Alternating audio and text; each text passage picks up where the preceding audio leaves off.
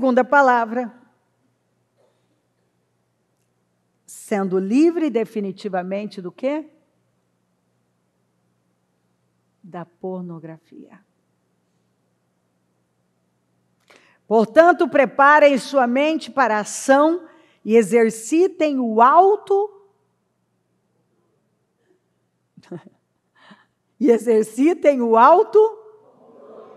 depositem toda a sua esperança na graça que receberão quando Jesus Cristo for revelado. Sejam filhos obedientes, não voltem ao seu antigo modo de viver, quando satisfaziam os próprios desejos e viviam na ignorância. Agora, porém, sejam santos em tudo o que fizerem, como é santo aquele que os chamou. Pois as Escrituras dizem, sejam santos, porque eu sou santo. Lembrem-se de que o Pai Celestial, a quem vocês oram, não mostra favorecimento. Ele os julgará de acordo com suas ações. Por isso, vivam com temor durante seu tempo como residentes na terra. Pois vocês sabem que o resgate para salvá-los do estilo de vida vazio que herdaram de seus antepassados não foi pago com simples ouro ou prata, que perdem seu valor, mas com o sangue precioso de Cristo, o Cordeiro de Deus, sem pecado, sem mancha. Nós fomos comprados a preço de sangue, o sangue de Jesus. Vamos para a motivação certa para ser livre da pornografia, do pecado. A motivação errada é a escravidão. É muito importante ter motivos certos. Algumas pessoas já receberam orações, imposição de mãos, de gente ungida e cheia do Espírito Santo. E nada mudou. Por quê? Porque o que as motiva não é Deus, não é o temor a Deus ainda. Judas curou pessoas e as libertou, e está no inferno agora. Suas motivações nunca foram corretas. Qual foi a grande motivação de Moisés? Uma grande nação, ser famoso, mandar no povo? Não. Sua grande motivação foi conhecer a Deus intimamente. Isso foi primeiro, esse foi o primeiro clamor dele. Ele terminou bem. Também foi o de Davi, que também terminou bem. Também foi o de Paulo. Lembra que Paulo disse, eu quero é conhecer a Cristo. E ele terminou bem. Deus quer um relacionamento com seus filhos. Ele quer que desejemos um relacionamento íntimo com Ele. E Ele sabe, não tem como você ter um relacionamento com Deus dessa maneira, se algum estiver nisso. A tristeza, segundo Deus, produz um arrependimento que leva à salvação e não remorso. Mas a tristeza, segundo o mundo, produz morte. A tristeza que nos aproxima de Deus age assim, ela abala nossas estruturas e nos leva de volta ao caminho da salvação. Jamais lamentamos ter experimentado esse tipo de dor. Você nunca vai lamentar experimentar um tipo de dor dessa. Porque é uma dor que se agradece. Mas quem permite que a tristeza o desvie de Deus, vive cheio de remorsos, que podem levá-lo a um estado terminal. A palavra aqui, grega para salvação, é soteria, que significa cura, redenção, remédio, resgate, libertação, recuperação. Então, aqui, Paulo está falando da palavra soteria, salvação, soteria, que quer dizer tudo isso, e ele está falando de duas tristezas. As duas são genuínas, ele está triste mesmo, a pessoa está triste. Mas nós precisamos saber qual a diferença de uma e da outra. Uma produz o arrependimento, que leva à salvação, e a outra produz a morte. A diferença está aí. Arrependimento significa o quê? Mudança, metanoia, que significa uma mudança de mente, é uma libertação interna. Qual foi a pregação de João Batista? Arrependam-se e mostrem frutos, deem frutos que mostrem arrependimento. Quer dizer, pelos frutos, nós vamos ver que vocês mudaram mesmo. Jesus chegou e falou o quê? Arrependam-se, quer dizer, mudem, metanoia, mudem a mente, mudem o modo de pensar. É hora de mudar o modo de pensar.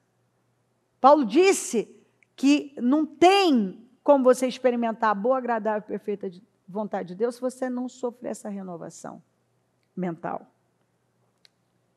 Então, vamos ver na vida desses dois reis, Saul e Davi. Obviamente que não dá para explorar tudo. Mas você vai ver que Saul, ele teve a tristeza do remorso, que só levou à morte, tanto que ele se suicidou. A vida dele foi marcada por essa tristeza, que só levou ela a uma piora. Ele nunca mudou, ele só piorou. E Davi? A tristeza do Davi foi uma tristeza que produziu um arrependimento tão profundo que ele não conseguia nem levantar a cabeça. E ele se tornou uma pessoa muito melhor depois daquilo. Todo pecado é desobediência a Deus. Queridos, Adão não pulou na cama de uma prostituta. Ele não estava na pornografia. Ele desobedeceu a Deus ignorando a sua voz. Esta é a raiz do problema. Desobedecer a Deus. Saul desobedece a Deus e você sabe, o profeta Samuel vem até ele, mostra o erro. Saul apresenta desculpas, culpa as pessoas, até que acaba confessando o pecado. Mas em seguida, o que ele fala? Ele ouve que o reino dele foi rasgado ao meio, que Deus encontrou um melhor do que ele. O que sai dele? Você lembra? Me honre diante de todo mundo. Vamos comigo adorar o Senhor para você me honrar diante de todo mundo. Me honre diante de todo mundo. Eu perdi o reino, Deus não vai estar comigo, está tudo errado na minha vida, mas, por favor, eu dependo tanto da imagem, eu sou um populista, por favor, vamos comigo, me honra diante do povo, porque é isso que importa. Se o povo acreditar, está tudo bem.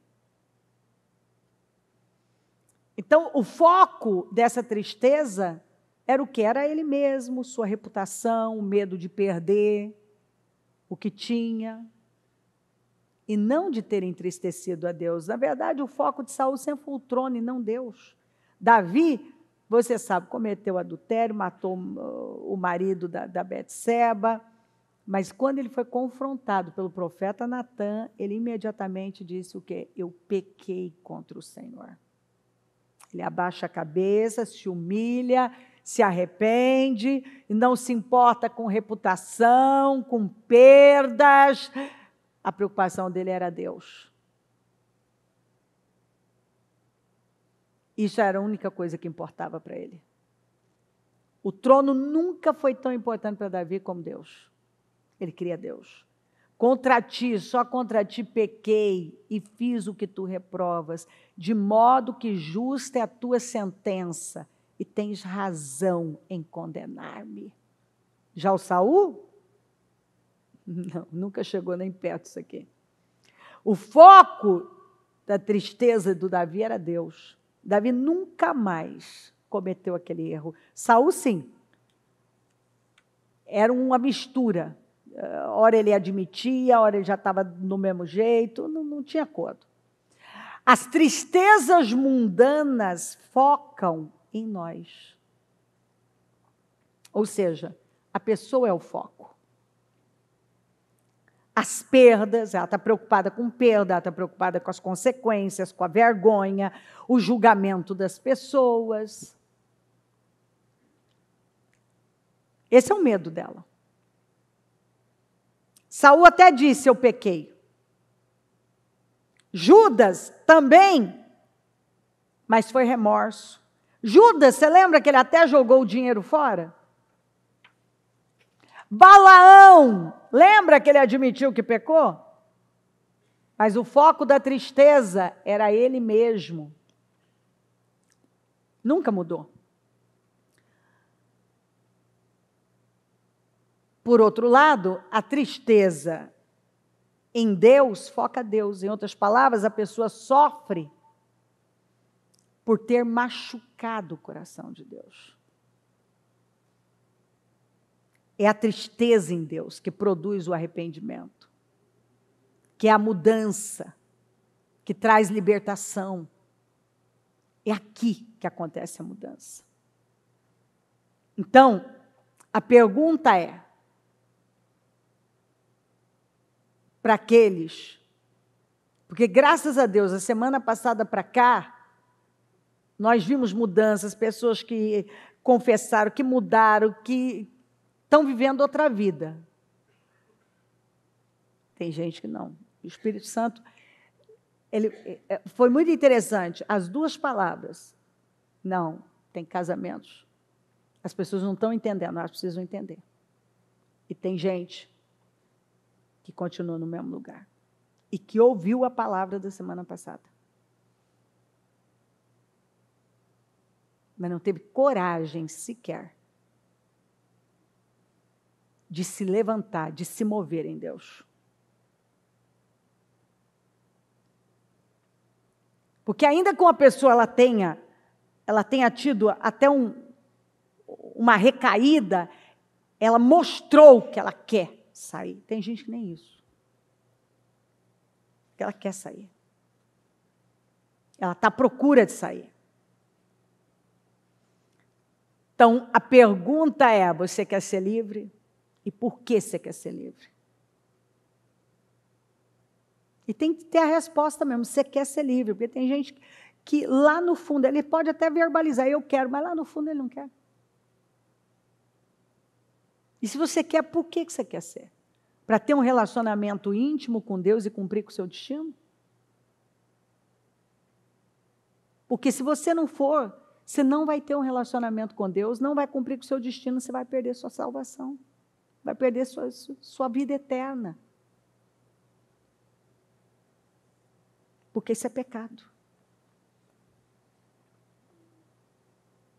Você conhece os 2 grandes mandamentos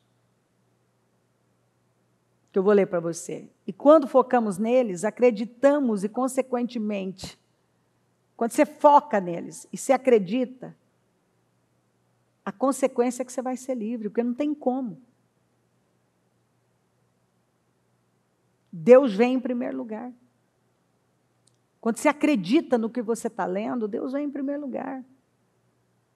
E aí muda. Você não olha mais para uma pessoa como uma coisa. Você está ali assistindo uma pornografia, você não vai mais olhar como um objeto, uma coisa que está ali para te dar prazer. Mas você olha para aquela pessoa como um ser humano que é um escravo de Satanás. Você não consegue mais ter a mesma cabeça de antes. Agora você está ali, você vai para a pornografia, a hora que você olha um negócio daquele, você vê um ser humano escravo de Satanás. Você é um escravo, mas ele também é. Aquela pessoa é escrava. Ela está com aquela vida, vivendo daquele jeito, E você está tratando como uma coisa, sem valor nenhum. E Jesus morreu por aquelas pessoas que estão naqueles vídeos imundos. Jesus morreu por aquelas pessoas, e se elas se arrependerem, elas podem ainda ser bênçãos nas mãos de Deus. Você não consegue mais olhar para aquelas pessoas como uma coisa sem valor. Você olha como, meu Deus, podia ser um irmão, podia ser uma irmã minha, podia ser alguém da minha família. Meu Deus, não. O Senhor morreu por essa pessoa. Não, eu não tenho, não posso. Bicho, se a pessoa está lá porque ela quis. Não, filho. São pessoas escravizadas pelo mal. E que você, se você está nisso, você está consumindo isso. Você está financiando as obras de Satanás. Você está indo para o inferno, está botando o seu dinheiro, o seu tempo, a sua energia, porque algumas pessoas pagam. Tem algumas coisas que elas pagam. Então você está financiando o pecado, você está consumindo o pecado, você está dando força para o pecado. Você está apoiando as obras de Satanás. Você está avalizando, porque você é um consumidor.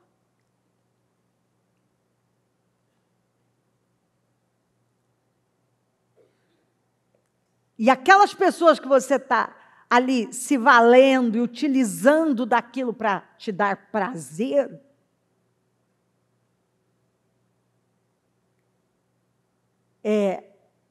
são pessoas que Jesus derramou o sangue puro dele por elas também.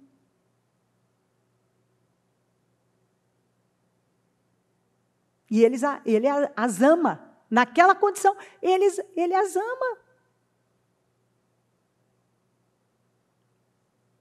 E você, como uma pessoa que conhece, você está se utilizando disso. Se você tem uma consciência maior, porque você já tem um conhecimento, o peso sobre você é maior. E não tem essa, se eu não faço, o outro faz, que eu não sei o quê. Meu filho, não é porque todo mundo está se jogando no abismo que você vai também. Se você sabe da verdade, você vai se colocar na verdade. Você não vai para uma direção dessa, porque você sabe que isso é Satanás tendo domínio da sua mente, do seu coração, te levando para o inferno. Você sabe que se você hoje sofreu um infarto, for atropelado, morrer, coisa, você não é salvo. Seu nome não tem como estar no livro da vida. Você ainda está contribuindo,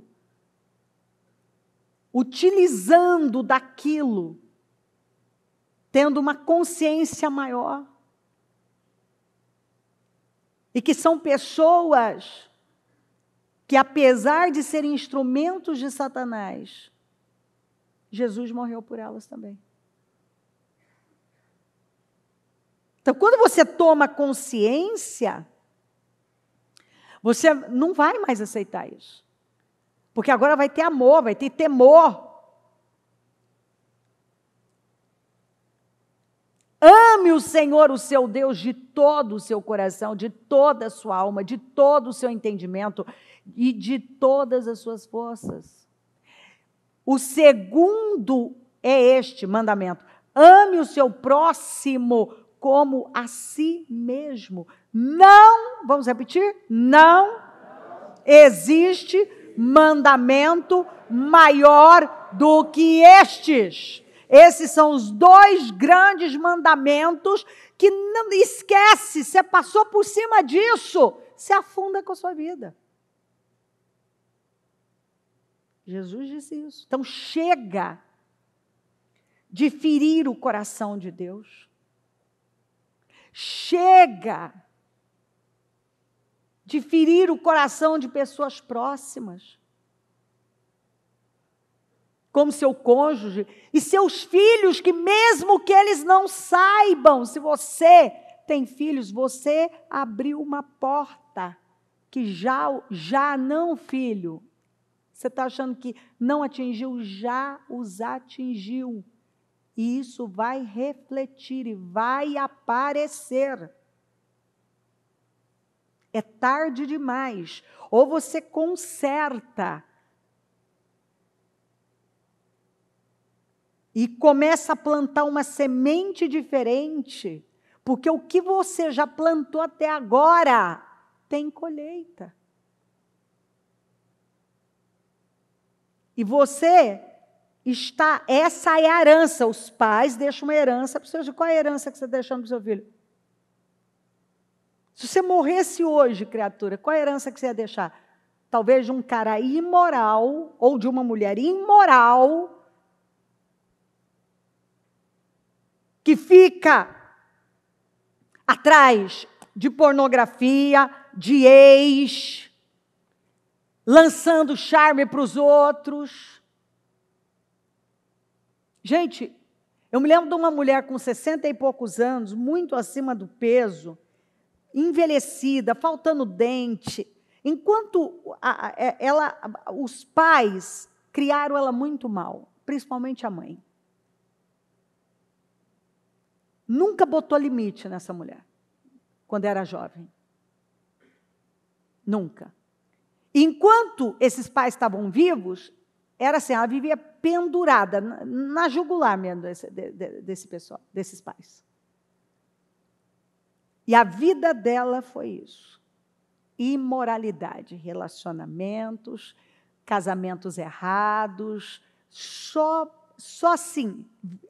Era uma pessoa com tanta rejeição, com tanto orgulho, com tanta... que a vida dela é porque esse é o problema. Uma pessoa, um homem, todo rapaz que se sente desvalorizado, com rejeição, ele vai querer muitos relacionamentos, ir para a cama com muitas moças, com muitas mulheres, porque é como ele encontra valor, é o valor dele, é o sexo. Toda mulher que não teve um pai, uma estrutura, falta isso nela, ela se deita com qualquer pessoa. É onde ela encontra o valor dela. Enquanto ela não encontra a identidade dela, o valor dela em Cristo, ela vai viver nessa vida. E essa mulher viveu assim, de relacionamentos em relacionamentos, e essa vida badernada, e teve um filho ou dois, não sei, por fim, não dava conta, nunca deu conta de cuidar da casa, não cuidava da casa, a casa era uma bagunça, o filho vivia jogado, ou estava com a mãe, ou estava com o babá, ou estava com alguém, vivia jogado. Ela não podia estar, 2 dos relacionamentos dela ela traiu. Eu ouço essa mulher aos 65, 6, não sei, não lembro, dizendo, eu não tenho nada para contar de relevante que eu fiz na vida. Nada. E aí foi contando que não dá para contar tudo. Não, a mulher foi em lágrimas, porque aí ela teve porque vivia essa vida bagunçada. Quando ela teve o encontro de verdade com Deus, por tanto sofrimento, não tinha ninguém mais para cuidar, os pais já tinham morrido, não tinha mais... Aquela vida, só sobrou o quê? Uma mulher velha, acima do peso, sem dinheiro, sem ninguém. Os filhos não queriam saber dela. Ninguém tinha admiração por ela. A família tinha horror a ela. Sozinha. E ela disse, exatamente isso. Eu não construí nada. Não entrava. Viveu uma vida inconsequente, como se não tivesse amanhã. Não zelou pelo futuro. Zele pelo seu futuro. E pelo futuro dos seus filhos. Você não pode mais aceitar viver de forma tão maldita e egoísta, onde você faz o que quer de forma inconsequente, como se não fosse afetar ninguém. E se você disser, não tenho filhos, se você pretende ter, você já está marcando os seus filhos. Se você os tem, você já os marcou, você já colocou uma carga sobre eles. Não é a Cleo que está falando, é a Bíblia Sagrada, que eu posso fundamentar, te dando N escrituras. Que coisa triste uma pessoa destruir com a vida dela, e só viver uma vida tão rasa, tão fútil, tão miserável, onde tudo é sexo, é sensualidade, é lascívia, é luxúria. É feio.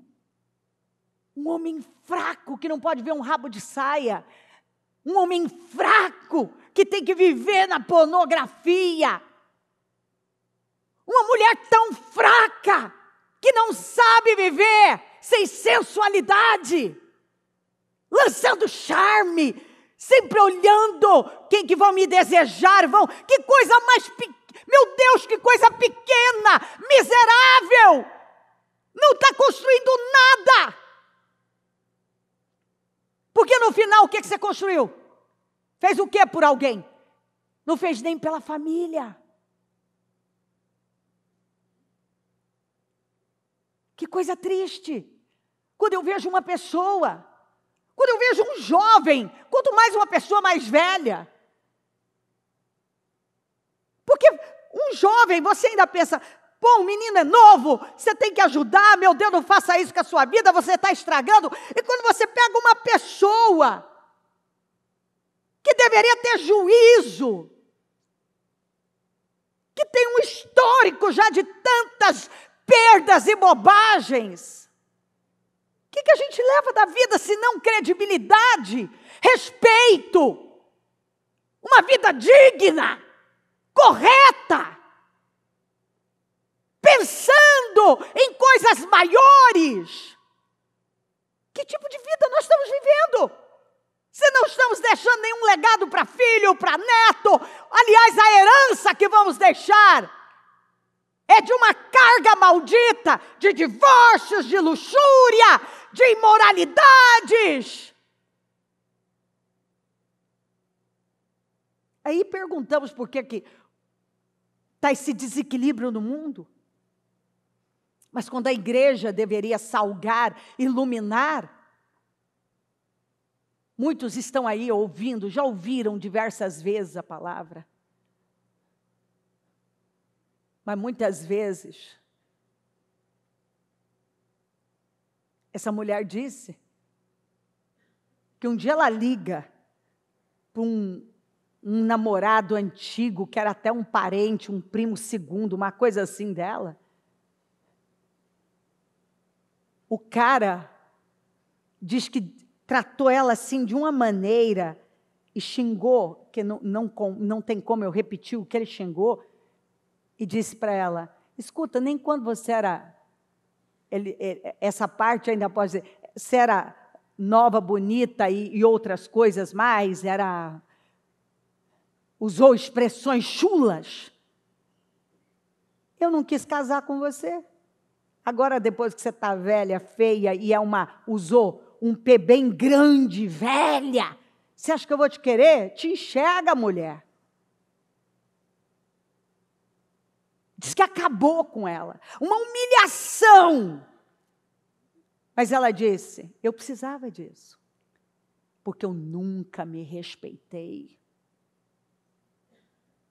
Nunca eu vivi uma vida indigna. E sabe o que é pior? Ela conhecia a palavra.